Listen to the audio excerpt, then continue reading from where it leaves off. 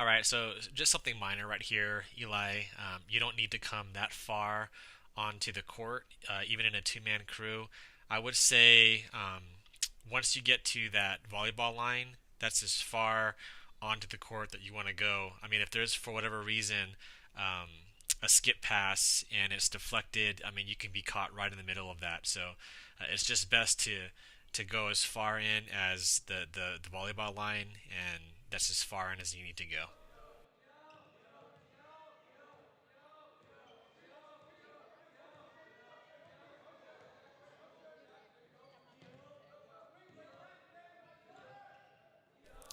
All right, Zachary. So, a lot of the times when observers are watching officials during the game, what they're looking at is the official's eyes. Where is the official looking?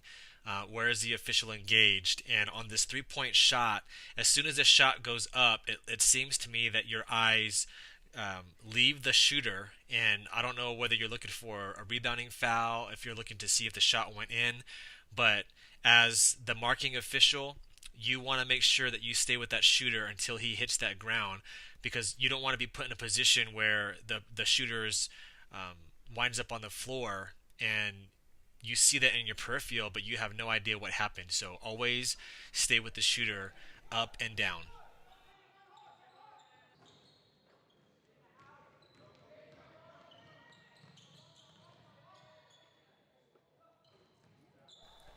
Okay, just another minor detail to clean up your mechanics. When you're signaling a 3 point shot, if you want to do the three fingers, that's completely fine. There's nothing in the mechanics book that's for or against that. So, whatever you feel comfortable with. But when you are notifying the table that the 3 point shot is good and you've got both hands in the air, make sure that your hands are turned in as if you're signaling a field goal or a touchdown, and get your fingers together. Okay, here where I've got the video paused, all of your fingers are like separated, like you're kind of like doing a high five. Just to clean up your mechanics, get your fingers together so you've got a closed, open hand. Okay?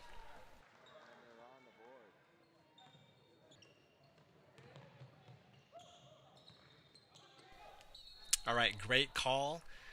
But again, make sure you get your hand up, stop the clock first. Don't just point at the violation, then point in the direction the ball is going. Keep that in mind.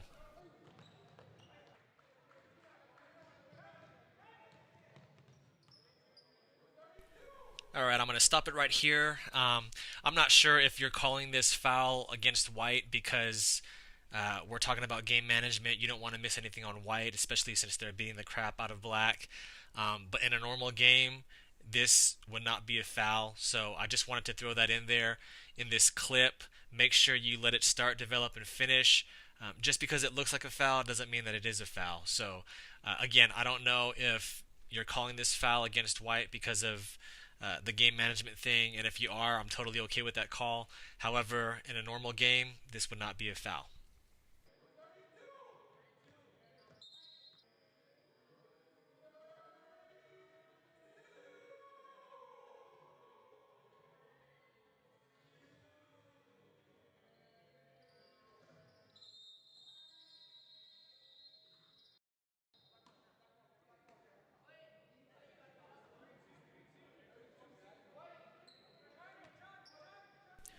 Also, let's be sure that when we're reporting the fouls, we report the correct foul. Okay, so on this foul that I just said wasn't a foul, if it's a foul at all, it's going to be a hand check, not a push. So make sure we know what fouls we're calling and make sure that we report the correct foul as well.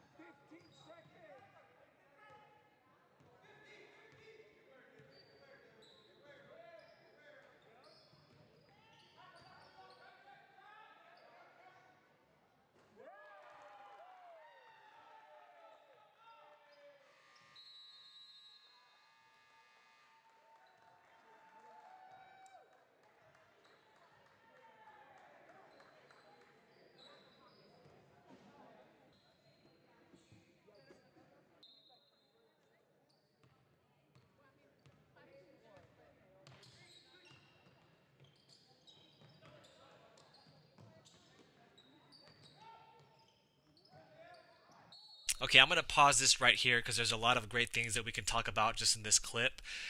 Zach, I'm not sure why you're so disconnected from the play.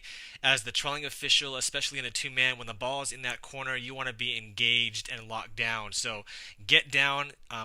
Way beneath the 28-foot line. I mean, right now you should probably be at free throw line extended. That way you're right on top of this play. This is your primary area, and so you want to be on top of it.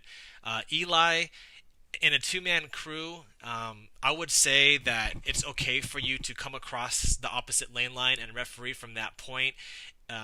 If you don't have any competitive matchups in your primary, just come across and that's fine. But right here, you have a whistle where you should not.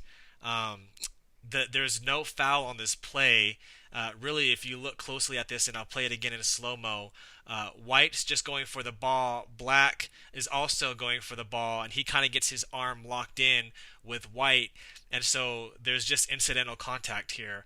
But from calling a foul all the way on the other lane line, that it does not look good at all, especially if it's not in your primary. So make sure you guys are aware of this kind of stuff.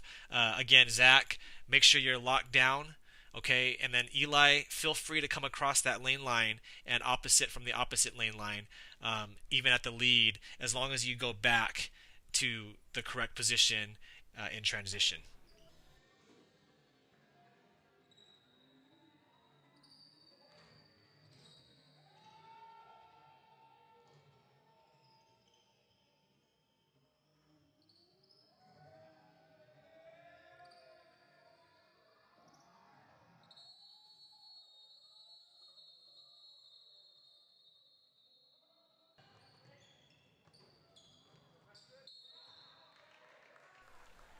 Great call here. This is an obvious push from the back, but be more vocal in communicating with your partners. Hey, we've got a push on black. We're going the other way. And this right here, what you guys did, is called a long switch, and you guys were doing this throughout the game. Okay, and a long switch, we don't do that in high school. Actually, we don't do that at any level. And so just be aware of that. Okay, so Eli, you got the foul. What you're going to do here is you're going to just let your partner know, hey, it's a pushing foul on black. We're going the other way. Go report your foul and then come back as the lead. Okay, so you guys aren't going to switch here. Zach, you'll just go back and you'll continue to be the new lead. So make sure you guys are aware of those long switches.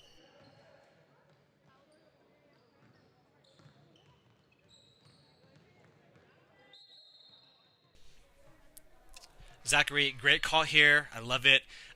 Again, be more vocal. Okay, as soon as you get your fist up there, communicate with your players and your partner. Hey, it's going to be out of bounds right here, sideline. Then go report your foul. Okay, don't feel like you got to get in a hurry to go and report your foul. Slow yourself down, pace yourself, but make sure you're communicating with everyone around you, including your partner. Hey, ball's going to be out of bounds right here, sideline.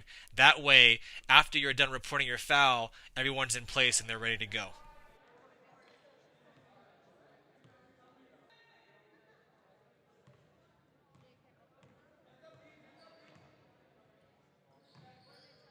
Okay, I'm going to pause it right here. Remember what I was talking about earlier, okay? When observers are watching their officials during the game, they're looking at where they're looking at. So I'm right now looking at where your head is pointed, and you seem to be ball watching. Okay, very common thing. We're all guilty of it, especially in a two-man crew. However, know your primary areas. Okay, so right here, I've paused it, and you've got a competitive matchup right here in the paint. Okay, and that is your primary. Eli is out there, I think, a little too far as the lead.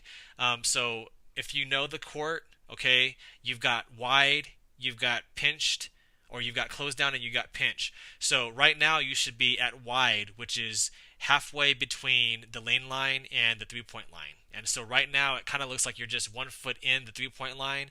All you got to do is when you're in that wide position is just open up a little bit more. You don't have to go that far out. Okay, I mean there's nothing wrong with that. That's fine if you want to be that far out.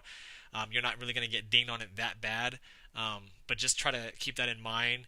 You want to get as far out as wide and then just open up more. Okay, but Zachary, like I said, make sure you're not ball watching. Make sure you know your PCA, and like I said, because you've got a primary coverage area matchup right now, a competitive matchup going on, you want to be engaged with that.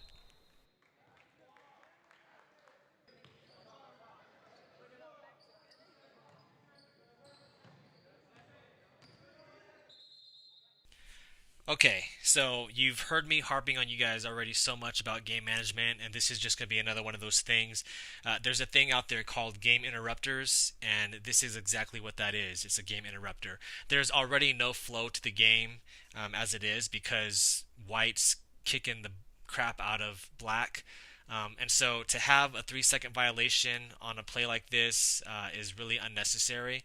So again, just understand the game, understand the flow of the game, and don't be one of those officials that interrupt it because of a violation like this. Now, if it's a completely different game, that's again, it's completely different. But in this situation, considering the matchups that you have, this is a game interrupter, and you don't have to have a whistle on this.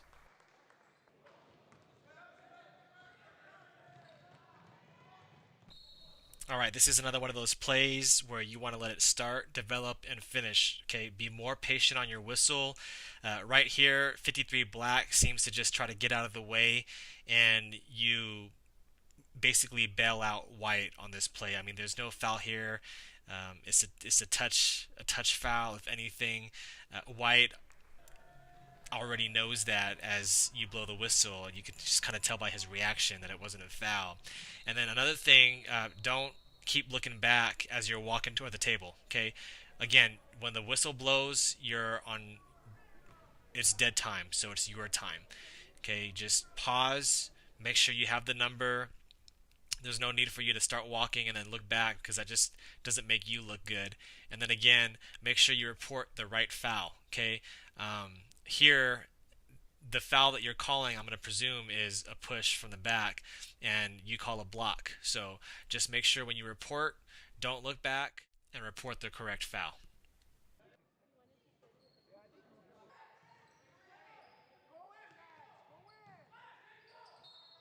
All right, I'm going to pause it right here, and I'm going to ask, where in the heck is Zachary at? So you've got everybody on the strong side of the court where Eli is at. The ball is coming into your primary, and you're nowhere to be found. So if anything, right here, because the ball was on strong side, you should be at pinched, if not already midway through the opposite lane line. And here, as the camera is zoomed out as far as it goes, you're nowhere to be found. So just make sure you're staying engaged. I know it's hard, especially in a blowout game like this, but it's imperative that you get yourself in good positions and get yourself good angles so you can call an accurate game. And regardless of whether it's a close game or whether it's a blowout, observers are going to be looking at how you're positioning yourselves, and that's yeah. So don't be out of the frame like that. Another thing I want to add is look at the distance between Eli, who has the foul call, and where the ball is at. That is a big no-no. Especially once you get to the college level, you need to be on top of the play that you're blowing your whistle on. And so to have that much distance, um, it's not good to be that disconnected. Anyway, that's it, guys. Overall, great job. I know this was early in the season, so I'm not really paying too much attention to that. But just make sure that you guys are working on your mechanics. The great way to do that is obviously try to get as much film as you can. Even if that means you have to go and set up your own iPad or your own iPhone or whatever during the game. Just try to get game film so that you can go back and look it over. Another thing is getting in front of the mirror and doing some repetitions. That's a great way to work on your mechanics. The play calling, I think that the more games you guys get, the more exposure you guys get, the better you'll get in feeling comfortable and confident in making those types of calls. And also game management, that's one of those mind-boggling things about basketball officiating. It took me a very long time, and I'm still learning, certain things to be called, certain things to let go and pass on. There's just so many different facets to understanding how to manage a game wisely and properly. And so I think the more experience you guys get, it's obviously going to be better for you. So as many games as you guys can ref, and as much as your time allows or permits, then by all means just try to do as and work as much as you can, and that's just how you're going to get better. But like I said, try to get as much film and get in front of that mirror, and you guys are the sky's the limit for you guys. All right. Well, thanks for letting me break this film down for you, and I look forward to seeing you guys work here in the off season.